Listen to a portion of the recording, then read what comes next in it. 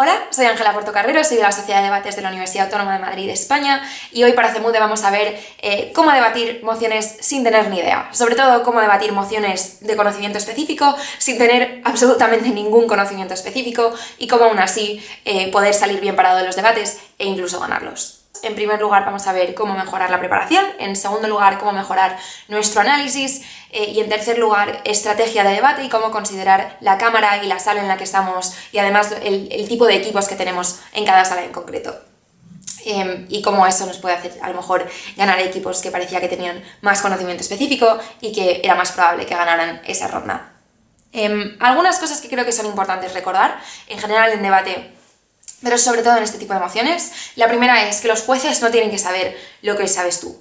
Eso lo que quiere decir es que un juez, primero, si tienes mucho conocimiento específico, que esto pasa a muchos debatientes, no tienen por qué tener ellos también ese conocimiento específico y eso a veces hace que tu conocimiento sea inútil porque el juez no puede saber si eso es verdad y sobre todo a lo mejor un votante promedio tampoco lo sabría, lo que hace que al final sea contraproducente incluso a veces. En segundo lugar, que incluso si tú sabes muy poco, el juez no tiene por qué darse cuenta. Yo creo que hay muchos jueces que entran en rondas en las que ellos no sabrían muy bien cómo debatir eso mismo y lo que sí que surte efecto y sí que es eficaz es poder darles conocimiento que es simple, pero que sí que es accesible para ellos y que es útil para las rondas. Por tanto, si tenéis miedo de que entrando en una ronda el juez se va a dar cuenta de que no sabéis mucho, primero, eso no necesariamente es importante, pero segundo, es muy posible que el juez ni siquiera se dé cuenta por sí mismo, lo cual es muy tranquilizador. Y eso me llega al siguiente punto, ¿no? Que es que las cosas simples muchas veces están muy infravaloradas. Yo creo que es muy útil, sobre todo en rondas con mucho conocimiento y en la que muchos equipos lanzan cifras, estadísticas y en general como asunciones de cómo se comportan diferentes actores o cómo funcionan diferentes organismos internacionales, por ejemplo, ir a por conceptos sencillos que a veces los equipos con más conocimiento se olvidan. Y eso a veces incluso para los jueces es mucho más útil porque es más fácil para ellos comprenderlo. Y son el tipo de conceptos y de explicaciones que los equipos con más conocimiento se suelen dejar por el camino porque los dan más por hecho. El siguiente punto es que una moción puede ir sobre muchas cosas, no necesariamente porque una moción vaya sobre relaciones internacionales no significa que no puedas hacer una argumentación de ponderación de derechos, por ejemplo. Y luego que depende mucho de si no tenéis absolutamente nada de conocimiento específico o tenéis algo que podéis explotar, el tipo de pánico de situación que sufriréis evidentemente será distinto, ¿no? Al igual que dependiendo en la sala en la que estéis, ese tipo de miedo puede cambiar y ser más grave, o bien podéis jugar un poco estratégicamente a que a lo mejor hay un equipo que puede ganar, pero vosotros todavía podéis quedar segundos. Todo eso son cosas a tener en cuenta cuando estamos haciendo nuestra preparación. ¿Dónde hay más equipos que sufren lagunas de conocimiento específico? Yo creo que normalmente los áreas en los que tenemos más miedo de debatir porque sentimos que o bien no sabemos mucho o bien a veces no sabemos absolutamente nada son cosas como relaciones internacionales a veces, pero también cosas como comercio, economía, finanzas y regulación financiera, es algo muy típico, o por ejemplo mociones sobre derecho o sobre asuntos de medicina, ¿no? Son en general los áreas en los que yo creo que hay más miedo a no tener suficiente conocimiento para debatir. Hay diferentes formas en las cuales se puede manifestar este pánico al conocimiento específico. Hay gente que tanto ella o él como su compañero o compañera no saben absolutamente nada de la moción, o bien tu compañero sabe cosas pero no sabe muy bien explicártelas y entonces es algo que no podéis usar en el debate porque ninguno de los dos termináis de entenderlas bien, ¿no? Hay veces que, por ejemplo, podéis ser el único equipo en sala, por lo menos que sepáis vosotros, que no sabe absolutamente nada de esa moción, o por ejemplo, si nadie sabe nada en la sala, pero sabéis que hay por lo menos un equipo que sí que tiene mucho conocimiento y que por tanto parece que os va a barrer al resto, ¿no? Es también algo que puede pasar. Vale, entonces la pregunta es, asumiendo que tengo todos esos miedos y es esa situación en la que estoy, ¿cómo lo afronto y a qué me enfrento? Y yo creo que cuando no sabes nada sobre una moción, tu tarea más importante es la siguiente. En primer lugar, rascar algo de lo poco que sabes, si es que tienes algo de conocimiento aunque sea muy poco, y hablar mucho con tu compañero, que esto es algo que veremos ahora, como en la preparación se habla mucho más que en una moción normal, sobre cómo podéis usar esa poca información de la forma más efectiva posible. En segundo lugar, explicar conceptos simples, que esto es lo que hablábamos de cómo las cosas simples a veces son muy efectivas porque otros equipos se las suelen dejar por el camino, o porque o bien suelen ser el pilar de la argumentación de otros equipos. En tercer lugar, rellenar los agujeros que puedan ir dejando esos equipos y extender, y luego pensar argumentos que sean lo más generales posibles, ¿no? Porque esos, aunque no tengan mucho conocimiento específico, igualmente pueden ser aplicables al debate y a la moción. Y eso es básicamente lo que vamos a ver como estrategia de preparación y de argumentación durante el debate. Y vamos a ver cómo se hacen todas estas cosas durante las 3 fases del debate. En primer lugar, en el predebate, cuando sale la moción; en el segundo lugar, en la preparación con el compañero; y en tercer lugar, cuando ya estás en sala y estás debatiendo, qué clase de estrategia seguir. En la primera fase, que es nada más salir la moción, que creo que hay muchos equipos que aquí de lo que pecan es de no entender bien la moción o no saber exactamente a qué se refiere la moción y que aún así no dicen nada. Primero, leed bien la moción. Hay muchos equipos que lo que les ocurre es que no entienden muy bien de qué trata o simplemente como que preparan el lado distinto o preparan una versión del debate que no es el espíritu de la moción. Entonces es un consejo muy simple, ¿no? Pero leer bien la moción siempre es muy importante. En segundo lugar, preguntar adjudicación. Esto es algo que creo que está muy infravalorado y que muchas veces es muy útil cuando no tienes nada de conocimiento, porque adjudicación puede darte más ejemplos de los que aparecen en la infoslide o puede explicarte el mismo concepto que aparece en la infoslide de forma distinta, que a lo mejor te da o bien más información o bien te hace poder entenderlo de mejor forma. Repetirles lo que no habéis entendido de su explicación, pedirles aclaraciones y sobre todo, si tenéis que perder el tiempo en esto y en pedirle que expliquen las cosas de otra forma, no pasa nada. O sea, esto es precisamente lo que va a ayudar a que no haya errores con la moción y que tengáis la mayor información posible para estar en igualdad de condiciones con el resto de los equipos. Luego, lo siguiente que hay que hacer, evidentemente, es pensar en estrategia. Es decir, en qué clase de postura estáis y en qué clase de sala estáis. Con las posturas es lo habitual, ¿no? Es decir, si estáis en primer gobierno, sabéis que tenéis la ventaja de que una argumentación con conceptos simples probablemente sea muy eficaz, porque de todas formas tenéis que hacer un trabajo de definiciones bastante exhaustivo, y que tenéis la potestad, en cierto modo, de montar el debate un poco como queráis, ¿no? Que podéis convertir la moción y el debate en esa sala en lo que vosotros creéis que es de lo que trata verdaderamente esa moción, y además podéis coger puntos de información de todos los equipos de oposición, ¿no? Lo cual es muy útil porque también os sirve para recabar información. Evidentemente la desventaja es que si no sabéis mucho, pues os estrenáis un poco en lo desconocido y a lo mejor veis el debate pasar por delante vuestro un poco cuando hablen el resto de equipos y sí que hablen de cosas de conocimiento específico, ¿no? Pero lo bueno es que con una argumentación simple, en primer gobierno, por ejemplo, no tendréis mucho miedo. En segunda oposición y en segundo gobierno, evidentemente tenéis las ventajas de que podéis ver el debate entero y por tanto podéis un poco robar información del resto de los equipos, pero evidentemente si tenéis una argumentación muy simple es más débil para este tipo de debates porque lo más probable es que tanto primer gobierno como primera oposición usen ese tipo de argumentación. Ahora, yo creo que algo muy inteligente es usar también argumentaciones simples en segundo gobierno y en segunda oposición, pero asegurarse muy bien de que es una argumentación que el resto de los equipos se han dejado por el camino. ¿Qué quiero decir con esto? Quiero decir que hay veces que primer gobierno y primera oposición, si tienen muchísimo conocimiento, van a ir directamente a hablarte de los tipos de regulación financiera que hay y los efectos que tienen sobre el PIB o la recaudación de un país, por ejemplo, pero se van a dejar por el camino conceptos a lo mejor que sí que van a usar como la presión fiscal o el déficit o la deuda soberana, y todo eso son conceptos que probablemente el juez necesite para adjudicar el debate. Todo eso son conceptos que podéis meter de forma de extensión y decir, nuestra extensión no es tanto una cantidad de conocimiento nuevo, sino que simplemente vamos a rellenar conceptos que necesita la alta de gobierno o necesita la alta de oposición para que su argumentación funcione. Y a veces con estos ejemplos de argumentaciones concretas que tratan más de rellenar conceptos, muchas veces se puede ganar el debate. Porque si tenéis, por ejemplo, un juez que no sabe nada de regulación financiera, por mucho que los dos equipos de cámaras altas se líen a darle conceptos de macroeconomía increíbles, probablemente no lo entienda, ¿no? Y entonces es el equipo que viene con una explicación más simple quien normalmente le hace el trabajo más fácil al juez y quien muchas veces puede ganar el debate.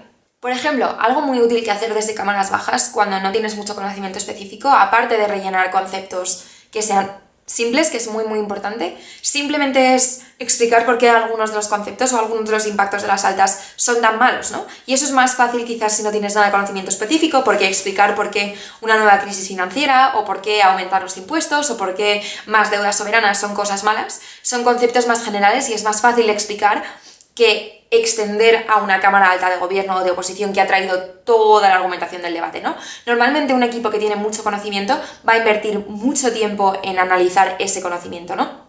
en explicar conceptos muy complicados, etc.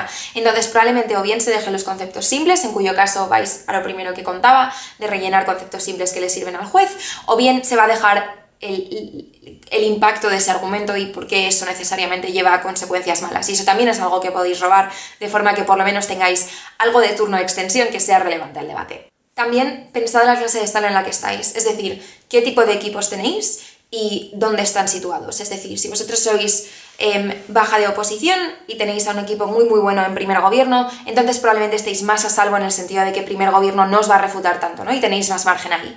Si el equipo que más sabe de la sala está en vuestra alta, entonces sabéis que tenéis un problema, ¿no? Pero también sabéis que solamente que ellos nos pueden refutar, ni vosotros tenéis que refutarles a ellos, solo tenéis que compararos de forma como rápida al final si queréis, ¿no? Entonces eso significa que tenéis todavía 2 equipos a los que podéis ganar, apoyados por la labor que haga vuestra alta, que es la que sí que tiene el conocimiento, ¿no? Además de que los equipos que más sepan probablemente se vayan a dejar los datos y el conocimiento como muy concreto por el camino, ¿no? Que es lo que contábamos antes. Y ahora vamos a hablar de la preparación de la moción, ¿no? Y cómo nos enfrentamos a los 15 minutos como equipo sin tener nada de conocimiento sobre la moción. Y para eso vamos a hacernos 3 preguntas. En primer lugar, ¿qué es lo que sabe el juez? En segundo lugar, ¿qué es lo que sabría un ciudadano en medio sobre esto? Y en tercer lugar, ¿qué es lo que sabemos nosotros? ¿Y sobre qué sabe el juez, no? Volvemos al punto del principio, que es el juez no tiene por qué saber lo que sabes tú, ni tampoco tiene por qué saber lo que sabe el equipo más culto o más informado de la sala, ¿no? Puede que tampoco tengan idea, en cuyo caso es muy útil preguntarse si los conocimientos simples están siendo bien explicados o cómo podemos explicar los conceptos más simples de esta moción. Y en segundo lugar, no le importa tanto la cantidad de información que tengas tú, como sí que le importa qué es lo que va a ser relevante en el debate, ¿no? Por tanto, vuestra labor también se trata de que lo que vais a explicar, por poco que sea, al final sea lo más relevante en el debate. Aquí tenéis 2 mociones que requieren bastante conocimiento específico. En primer lugar, del torneo BP de la Universidad Rey Juan Carlos de Madrid en 2017, esta casa cree que los gobiernos deberían promover los planes de pensiones privados. Y por ejemplo del CEMUD 2018 en Chile, esta casa cree que para acceder a rescates económicos los estados deberían proveer garantías tangibles, ¿no? Que en este caso venía con una infoslide sobre qué es una garantía tangible. Yo creo que estas son 2 mociones sobre economía con conceptos a lo mejor bastante complicados, pero que en todo caso se pueden simplificar, ¿no? Vamos a ver exactamente cómo funcionaría esto un poco más tarde. Y la segunda pregunta entonces es, ¿qué es lo que sabe un ciudadano medio? Y la buena noticia, si vosotros al ver una moción no tenéis mucha idea de lo que trata, es que vosotros sois el ciudadano medio, así que enhorabuena, el ciudadano medio probablemente sepa lo mismo que vosotros. Entonces, ¿cómo te enfrentas a algo de lo que no tienes conocimiento y que se supone que el ciudadano medio tampoco sabe mucho? Primero, vamos a preguntarnos cuál es el estándar de algo, es decir, muchos equipos van a dar cosas por hecho porque para ellos es natural, ¿no? Pero un ciudadano medio probablemente no sepa si esa información es necesariamente verdadera o no, ¿no? Y entonces eso también hace muy difícil que el resto de la argumentación, si no apoyas ese conocimiento muy bien, sea algo a lo que los jueces puedan dar crédito. Además de que hay muchos equipos cuyas argumentaciones se apoyan directamente en ese tipo de conceptos y en ese tipo de conocimiento específico, ¿no? Lo que hace que una vez tumbas ese conocimiento específico, el resto de la argumentación no se tiene mucho en pie. Por ejemplo, en esta casa suprimiría los impuestos a las energías renovables. Imaginemos que, por ejemplo, el primer gobierno se levanta y habla de que los materiales de las energías renovables siempre se producen en países como Nigeria, etcétera, en el centro de África, en los cuales beneficia muchísimo que las energías renovables circulen y se comercialicen a un alto nivel, ¿no? Y en gran volumen. Y entonces, si suprimimos el impuesto, lo que vamos a hacer es que esas economías se activen porque ahora pueden exportar más y pagar menos porque la gente los compra más porque son más baratos. Es posible que esa argumentación sea verdad, pero probablemente el ciudadano medio no sepa seguro si todos los materiales de energías renovables se fabrican en Nigeria y en el centro de África, ¿no? Creo que me parece un dato bastante específico y que es muy difícil de saber.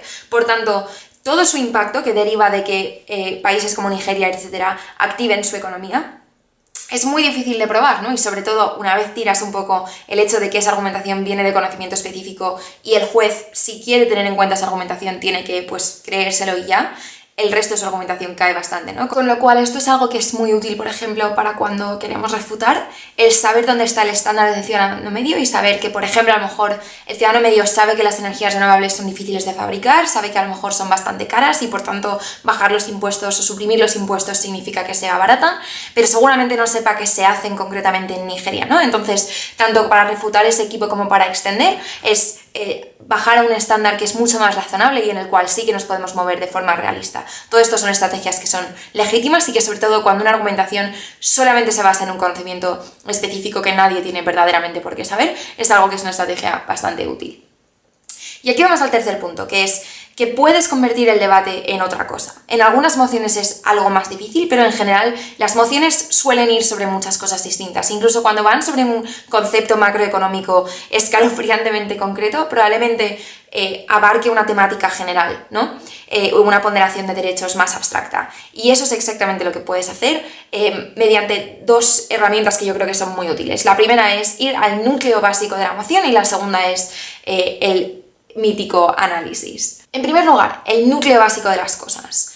Todas las mociones, o el 99% de las mociones, al final de lo que van es de una ponderación de derechos o de simplemente determinar qué es lo más importante en cada situación en concreto, por el bien de la nación, para un organismo concreto, para la economía en general, etc., ¿no? Hay algunas que son fácilmente intuibles, como es pues lo privado o lo público, la libertad y la seguridad, el intervencionismo o el abstencionismo, o por ejemplo la igualdad y la meritocracia, ¿no? Que es algo que sale mucho en debate. Cuando ves una moción es mucho más fácil a lo mejor plantearte una ponderación de derechos si no tienes mucho conocimiento específico y tratarlo como un dilema o una ponderación en general, más que irte al conocimiento concreto que te pide esa moción.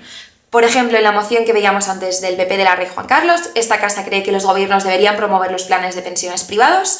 Evidentemente, si nos vamos al núcleo básico de esa moción, de lo que trata es del sector público y el sector privado y el intervencionismo y el abstencionismo, ¿no? Entonces, una argumentación que es perfectamente válida para esa moción, por ejemplo, es hablar de por qué los gobiernos no deberían promover en concreto un tipo de pensión, porque eso pues incita a que la gente se vaya a ese tipo de pensión en concreto en lugar de tomar una decisión completamente libre, por ejemplo, porque les condiciona lo que el gobierno les diga que es mejor.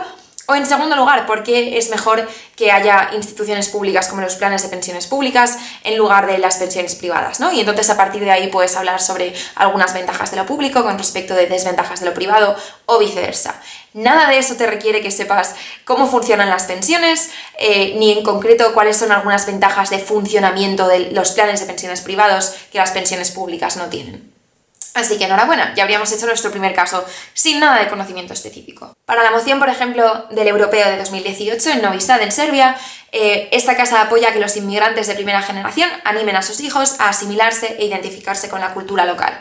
Ahí evidentemente hay una ponderación muy clara que es la asimilación con respecto de la preservación de la cultura, ¿no? Y entonces podemos hablar de, sin saber muy bien exactamente caracterizar a los inmigrantes de primera generación o a sus hijos o cómo es ser inmigrante de primera generación en un país que es culturalmente muy distinto, hablar de por qué asimilarse e identificarse con una cultura a pesar de sacrificar la tuya propia es mejor, o bien por qué preservar tu propia cultura es algo que es beneficioso independientemente de la situación o del país concreto en el que estés, ¿no? Y tampoco te requiere una caracterización muy exhaustiva de este tipo de inmigrantes o de lo que quieren, de cuáles son sus aspiraciones o incluso de cuáles son sus dificultades para integrarse o para sentirse identificados con la cultura local, por ejemplo. Eso es lo que sería irse al núcleo básico de la moción, ¿no? A la ponderación de derechos y a la prelación que te requiere entre los principios o los derechos que refleja esa moción. Y luego hay otra parte, ¿no? Que es el análisis de toda la vida, que es, vamos a ver exactamente qué es lo que nos pide esta moción, de tres formas. En primer lugar, la naturaleza de la política, o sea, exactamente qué es lo que quiere hacer este organismo o qué es lo que nos pide esta moción que implementemos, legalicemos, prohibamos, etc. En segundo lugar, ¿cuál es el instrumento mediante el cual se quiere hacer esta legalización, por ejemplo, o esta prohibición, y cuál es el contexto en el que tiene lugar, y en tercer lugar, cuáles son los actores implicados, ¿no? Que es algo que hacemos sobre todo cuando estamos aprendiendo de debate, pues analizar los actores de la moción y determinar por qué entonces es legítimo o ilegítimo, pero que es especialmente útil si no tienes ni idea de la moción de la que estás discutiendo, ¿no? Por ejemplo, en la moción esta casa crearía un impuesto unificado a las empresas de la Unión Europea. sin saber absolutamente nada de finanzas y sin saber nada sobre impuestos, empresas, etc., vamos a analizar término por término. Tienes el impuesto unificado. Para mí, por ejemplo, vamos primero con la palabra impuesto. Los impuestos en general sabemos lo que significa, que es que el Estado te requiere pagar una cantidad de dinero extra por existir, para poder ingresárselo y poder pues, hacer cosas que tienen que ver con el bien común, ¿no? Como construir carreteras, hospitales, etc. Que sea unificado significa que para todo el mundo es por igual, ¿no? Es decir, que es absolutamente homogéneo. Para las empresas, que evidentemente son entidades privadas, y en la Unión Europea, que aunque no sepamos mucho de la Unión Europea, sabemos que es un conjunto de países en Europa y que son bastante distintos entre sí, y que ahora mismo, por ejemplo, están en desacuerdo sobre algunas cosas, ¿no? No tampoco hay que irse a cuestiones de euroescepticismo, etcétera, pero sabemos que no son países que son absolutamente iguales. Si vas punto por punto en esta moción, dices, vale, el instrumento que me requiere esta moción es... O sea, lo que estoy intentando es aprobar un impuesto mediante el instrumento de hacerlo de forma unificada a través de la Unión Europea, ¿no? ¿Cuáles son algunos argumentos en contra que podemos sacar aquí? Lo primero que se me ocurre a mí inmediatamente es que yo intuitivamente sé que las empresas no son muy amigas de los no son buenas amigas de los impuestos. Las empresas en general rechazan los impuestos y sé, por lo poco que recuerdo, que las empresas suelen irse a sitios en los que no hay muchos impuestos, no tienen tanto que pagar, porque así los beneficios que tienen son mayores, ¿no? Por tanto, incluso sin irte a la parte de la Unión Europea, esta casa crearía un impuesto unificado a las empresas, probablemente signifique que las empresas intenten irse a otros sitios porque los impuestos no les gustan. Eso ya de por sí es un primer argumento, ¿no? Luego te vas a la segunda parte, que es en la Unión Europea. Incluso si no sé mucho de la Unión Europea, yo sé que cada vez que se intenta poner algo de forma por igual a un grupo de países, algunos países se quejan de que esto es un trato poco favorable porque no todos los países son iguales. Y por tanto, si creas un impuesto unificado a las empresas dentro de la Unión Europea, algunos países se van a quejar porque ellos no quieren tener el impuesto y les estás obligando a hacerlo, ¿no? Cada vez que creas algo unificado para un grupo de países o un grupo de actores que son distintos entre sí, siempre está el argumento de backlash, ¿no? Y la idea de que a la gente eso no necesariamente le va a gustar y es posible que incluso haya rechazo, ¿no? Por tanto, incluso sin saber nada del funcionamiento de impuestos de la Unión Europea y nada sobre las empresas dentro de la Unión Europea, ya tienes dos argumentos. El primero es ¿por qué los impuestos hacen que las empresas se vayan a otros sitios? Y ahí ya podemos dar análisis sobre por qué es malo que en una economía se vayan las empresas, porque esto es a lo mejor especialmente negativo si estamos hablando de Europa, donde hay mucha actividad empresarial, en el caso de que tengamos ese conocimiento. Y luego el segundo argumento, ¿no? De por qué si creas un impuesto y este impuesto está unificado, algunos países de la Unión Europea van a sentirse que se les trata de forma injusta y por tanto se van a enfadar. Y va a haber pues tensiones y en general un clima de poca colaboración con respecto de otras medidas. Dos argumentos perfectamente válidos que luego podemos pues, desmenuzar en impactos concretos, en algunos puntos extra de análisis y argumentación, etc. Pero yo creo que esto en general es un buen ejemplo, ¿no? De cómo sin mucho conocimiento puedes crear una argumentación válida.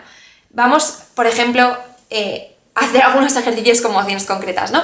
En primer lugar, con la moción, esta casa cree que el FMI debería exigir el control absoluto de la política monetaria de un país como condición a los rescates. Muchos conceptos en esta moción. Pero, por ejemplo, vamos punto por punto. En primer lugar, el FMI. ¿Sabemos qué es el FMI?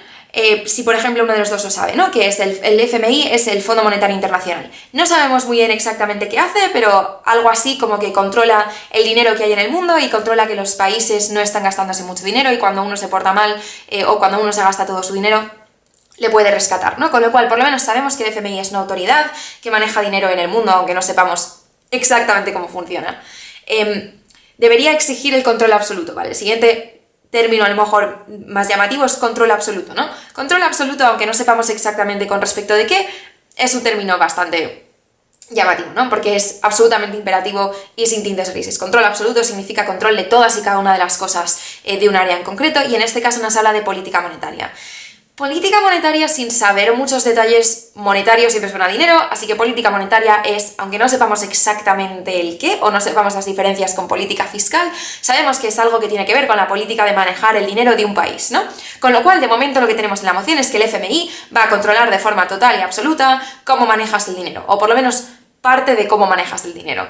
Y luego tenemos cómo condicionan los rescates, ¿no? Que es, en cierto modo, como diciendo, incluso si no sé cómo funciona un rescate económico, sé que es los tecnicismos, por lo menos sé que cuando a mí me falta dinero, el FMI llega y me da un rescate y entonces tengo dinero que volverme a gastar y mi país no se va a la quiebra, ¿no?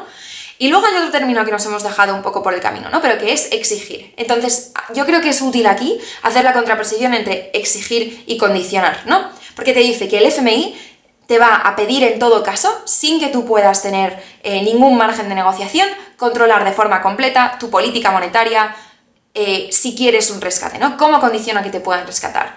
¿Qué significan todos estos términos si los ponemos juntos y si intentamos analizarlo de forma que podamos tener una extensión para esta argumentación? De oposición, intuitivamente lo que se nos ocurre es decir, la política monetaria es algo muy importante, el FMI te exige el control absoluto, eso suena primero bastante desproporcionado, ¿no? O como mínimo suena bastante serio, o sea, a lo que suena es a que si la política monetaria, que es algo muy importante, está controlado absolutamente por un órgano exterior, el país ya no tiene ningún tipo de control sobre sus propias políticas, ¿no? O tiene muy poca soberanía. Eso significa que le quitas al país un poder muy muy importante que normalmente tendría como gobierno. Eso es algo que es negativo, ¿no? Y luego a lo mejor otras argumentaciones sobre por qué el FMI a lo mejor no puede entender bien la situación, no va a tomar las mejores decisiones. Y luego en segundo lugar, ¿qué es? El FMI suena a algo que el ciudadano medio evidentemente no entiende, ¿no? Visto por lo menos el análisis de esta moción. Eso significa que posiblemente los ciudadanos de ese país tampoco lo sepan y entonces sí que haya ciertas protestas o cierta reticencia a que el FMI sea quien esté controlando la política monetaria, que se entiende que es algo muy importante, ¿no? Por tanto, ya desde el primer momento tenemos, en primer lugar, porque esto puede ser desproporcionado o una carga excesiva, porque la política monetaria es algo muy importante, porque tiene que ver con el dinero y entonces el FMI posiblemente no tome las mejores decisiones y eso pues tiene un impacto muy grande.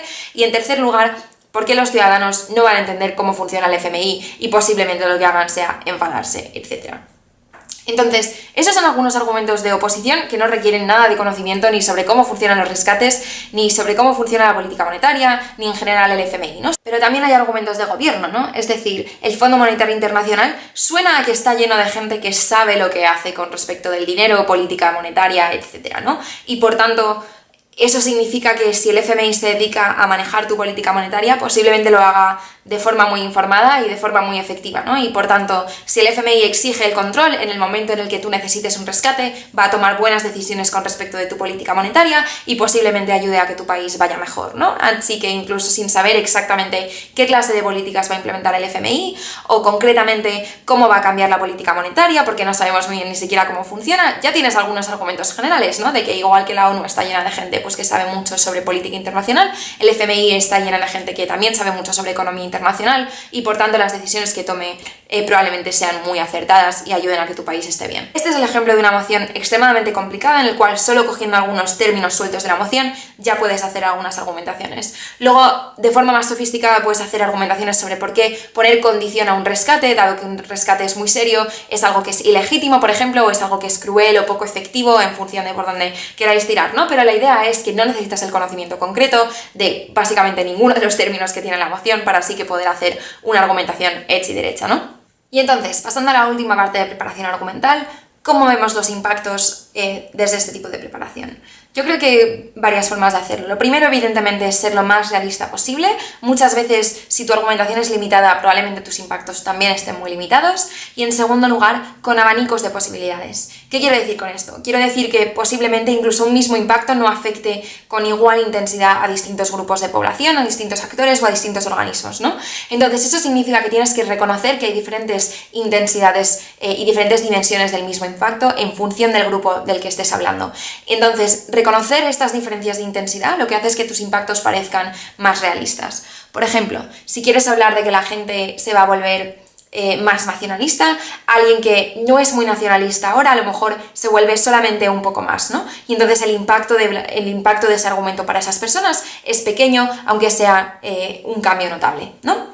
Pero luego tienes grupos que ya eran muy muy nacionalistas y que si se vuelven más nacionalistas aún, posiblemente se vuelvan violentos, agresivos, a lo mejor incluso se vuelven xenófobos, etcétera, ¿no? Eso quiere decir que siempre tienes que notar cuál es el punto de partida de cada grupo concreto de población, porque decir la gente se vuelve más nacionalista o la gente se vuelve más anti-europea posiblemente no sea de forma homogénea, ¿no? Es decir, la gente que ya había votado a favor del Brexit, etcétera, posiblemente pierda todavía más fe en la Unión Europea, pero hay una capa de gente intermedia en la cual probablemente las políticas anti-Unión Europea no le resultaban muy llamativas, pero ahora sí que empieza a prestar atención y como mínimo pierde un poco de fe en la Unión Europea, ¿no? Por ejemplo, para la moción de los impuestos y del impuesto unificado a las empresas. Por tanto, cuanto más aceptes la diferencia que hay entre los diferentes grupos a los que te refieres, más realista es tu impacto también, porque los jueces entienden que, aunque no todo el mundo vaya a ponerse a votar a favor del Brexit, intentar votar a los partidos euroescépticos, hay un espectro importante de población que sí, y a lo mejor hay un espectro que antes no se lo planteaba y que ahora pasa así planteárselo. Por poner otro ejemplo con otra moción, en esta casa unificaría la regulación energética de la Unión Europea. Insisto, no sabemos absolutamente nada sobre regulación energética de la Unión Europea y tampoco sabemos mucho sobre el funcionamiento de la Unión Europea, por tanto no sabemos muy bien qué efectos exactamente tiene unificarlo, ¿no? Pero igual que antes. Regulación energética suena a leyes sobre la energía y a regulación de la energía, que suena bastante importante, ¿no? La energía es algo que es muy importante para los países, que es la fuente de abastecimiento, en lo cual si la energía falla, todo el país deja de funcionar prácticamente, etcétera. Con lo cual ahí ya tenemos un poco de caracterización sobre por qué la regulación energética es tan importante. Y dentro de la Unión Europea, ¿no? Se supone que la regulación energética es igual de importante y actualmente, evidentemente, es distinta, ¿no? Porque si no, esta moción no tendría sentido. ¿Qué es lo que ocurre si tú unificas toda la regulación energética? Pues hablamos de, en primer lugar, por qué esta regulación es tan importante y por qué entonces seguramente es importante para los países poder controlarla cada uno de la forma que quiera. Y en segundo lugar, por qué cuando unificas algo de forma homogénea, uno o bien algunos países salen perdiendo porque lo que quieren es primero control sobre su política, como decíamos antes, pero seguro poder ajustarla a sus necesidades concretas, que muchas veces no serán las mismas necesidades que tengan otros países. Y en tercer lugar, porque unificarlo muchas veces lo que supone es que los países sienten que no están en igualdad de condiciones y la gente se vuelva más euroescéptica, o por lo menos los países tengan más reticencia a este tipo de políticas, ¿no? Con lo cual esto sería otro ejemplo de cómo analizar esta moción sin saber muy bien cómo funciona la regulación energética. ¿Cómo hacemos esto en la práctica y cómo lo desarrollamos en el debate? Evidentemente, debatiendo, pues repetimos la argumentación que ya hemos preparado en preparación, nos la dividimos de forma relevante entre los dos compañeros o vemos a ver qué clase de refutaciones vamos a hacer, ¿no? Pero algunos consejos en general que se pueden tomar para este tipo de situaciones y de mociones. En primer lugar, ¿quién de los dos debería refutar? Refutar o latigar, y quién debería extender. Esto es una opinión controvertida, pero yo creo que siempre quien sepa más del tema de los dos es quien debe refutar y quien debe latigar, por varias razones. La primera es que si no tienes mucho conocimiento de algo, lo más probable es que no sepas refutar de forma eficaz. Probablemente te dejes cosas por el camino, o probablemente haya cosas que simplemente no tengas el conocimiento necesario para poder saber si eso es verdad o si es mentira, o refutarlo de forma inteligente. En segundo lugar, creo que cuando tienes más conocimiento de algo, te dejas más análisis por el camino, porque hay cosas que para ti son muy obvias y muy evidentes y por tanto no haces el esfuerzo de argumentarlas punto por punto. Cuando tienes un compañero al que le has explicado las cosas lo más sencillas y masticadas posibles durante 3 minutos en preparación, esa persona va a repetir el análisis palabra por palabra prácticamente que tú le has dado. Y eso significa que tú tienes la habilidad para refutar los puntos más fuertes del otro equipo, especialmente si es un equipo que tiene mucho conocimiento específico, y toda la construcción de la forma más básica y sencilla y simple posible la puede hacer tu compañero extendiendo. Yo por eso es por lo que creo que la persona con más conocimiento, cuando extiende, normalmente o bien se deja cosas por el camino, o bien hay cosas que son evidentes que no las explica, o bien simplemente no hace tan buenas explicaciones porque tiene muchas cosas interiorizadas y por tanto no es tan constructivo. No obstante, normalmente la gente lo que hace es lo contrario. Y luego durante el debate, ¿qué hacemos con los puntos de información? Hay una estrategia que es más simple, que es simplemente tomar puntos de información a los equipos a los que sentís que podéis ganar todavía, ¿no? Porque responder a los puntos de información, hacer el engagement y salir bien parado es algo que los jueces tienen mucho en cuenta a la hora de ponderar equipos unos por encima de otros, ¿no? Hay otra estrategia de debate que es más agresiva, que es tomar puntos de información del equipo más fuerte de la sala o de los equipos que más saben de la sala. Y la razón por la cual se hace esto es porque así tienes la mayor información posible sobre la moción. Si realmente llegáis a sala y no tenéis ni idea sobre de qué va esta moción, no solo hace falta escuchar al resto de los equipos, sino que cuando los otros equipos os hagan puntos, incluso si no os sabéis responder muy bien, igualmente os da información sobre de qué va la moción exactamente o incluso de qué van a hablar ellos en sus propios turnos. Entonces eso os da cierto pie a que podáis, si salís bien parados, sea muy útil y salgáis muy bien parados. No obstante, evidentemente es una estrategia muy arriesgada, ¿no? Porque los equipos más fuertes de la sala al final son los que más papeletas tienen para ganaros, sobre todo si no tenéis mucho conocimiento de la moción. incluso con aclaratorias desde el principio, si tenéis un equipo fuerte en primer gobierno o incluso en primera oposición con respecto de contraplanes, podéis preguntarles exactamente a qué se refieren o por qué tipo de modelo abogan o qué es lo que incluye su plan exactamente, ¿no? Y eso al final os da mucha información con la que luego argumentar vuestros propios puntos en vuestra extensión. En general, sobre refutar, cuando no tienes mucho conocimiento específico y la moción es muy específica y el debate que se desarrolla es muy específico, es difícil hacer refutaciones exhaustivas. No obstante, hay algunas cosas que podéis hacer. En primer lugar, es reclamar lo que otros equipos dan por hecho, ¿no? Señalar muy gráficamente cómo algunos equipos, primero, no han explicado conceptos simples que son importantes para su argumentación, o en segundo lugar, incluso lo que hablábamos antes de conocimiento específico que no es accesible para el ciudadano medio, ¿no? O que toda su argumentación se apoya sobre ese punto de conocimiento específico que nadie tiene forma de saber si es verdad, ¿no? O incluso muchos equipos, como decíamos, traerán impactos que no son muy importantes para el mundo real y que serán impactos muy concretos. Esa es otra forma que tenéis también de haceros relevantes durante el debate, ¿no? Hablar de cómo incluso si vuestros impactos son más pequeños o son más simples, sí que traéis impactos del mundo real, mientras que los suyos son o bien muy improbables o bien simplemente irrelevantes para este debate porque nadie entiende por qué debería importarnos tanto el efecto sobre el grupo de población A o el efecto sobre la comunidad científica B, ¿no? Que a veces es lo que traen este tipo de equipos. Al final del día tenéis muchas ventajas siendo equipos sin conocimiento específico. Primero, podéis hablar de principios en sentido abstracto, de ponderación de lo público sobre lo privado, la libertad sobre la seguridad, que son argumentos que son primero muy bonitos, pero segundo muy útiles para la mayoría de los debates y en los que muchos equipos a veces ni siquiera entran, que no os requieren tener conocimiento sobre lo que habla la moción en concreto.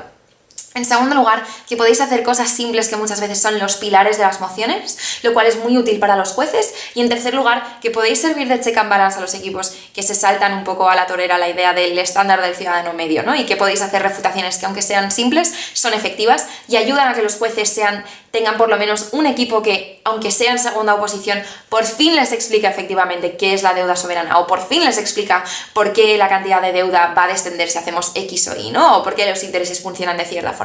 Jamás subestiméis el valor que tiene el explicar conceptos simples porque muchos equipos normalmente se alimentan de ello, ¿no? Y eso significa que podáis decir con razón, incluso si ellos os explican el efecto macroeconómico de A, yo te explico qué significa efectivamente ese concepto macroeconómico del que tanto hablan, ¿no? Y por tanto, si les queréis entender a ellos, tenéis primero que entendernos a nosotros y por eso ganamos el debate. Al final del día, hacer las cosas de forma simple también es hacerlas de forma efectiva, los argumentos generales son muy necesarios y analizar punto por punto los términos de la moción de forma que sea lo más exhaustivo posible y que cuando lleguéis a sala, aunque solo sea porque hayáis hecho una argumentación basada en haber analizado palabra por palabra la moción, igualmente podéis salir bien parados. Y esto es todo por mi parte, espero que este taller os haya sido útil y mucha suerte a todos los equipos en CMUD.